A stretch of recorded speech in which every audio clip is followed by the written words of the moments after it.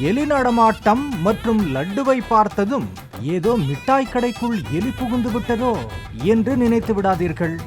Vaigai express ரயிலில் பயணிகளின் லக்கேஜுகளில் கை வைத்த எலியார் இவர்தான். எலியாரே எலியாரே எங்க போறீங்க? Vaigai super fast express.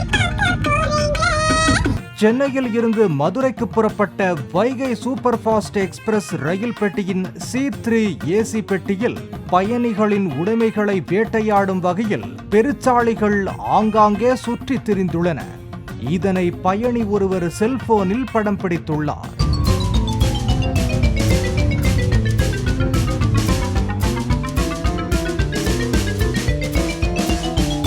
இந்த பெருச்சாளிகள் பயணிகளின் உடைமைகளையும் உணவுப் பொருட்களையும் கடித்து சேதப்படுத்தியுள்ளன.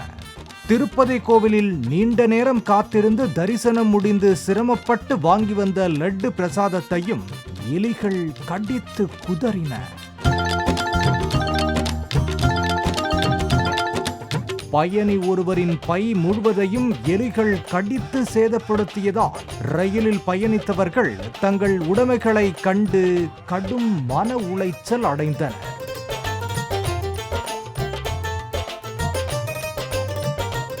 ஏசி பெட்டிகளிலேயே எலிகள் இவ்வளவு சுதந்திரமாக சுற்றித் திரியும் நிலையில் மற்ற பெட்டிகளில் எலிகள் ராஜ்யமே நடத்துவதாக ஆதங்கம் தெரிவிக்கின்றனர் பயணிகள்.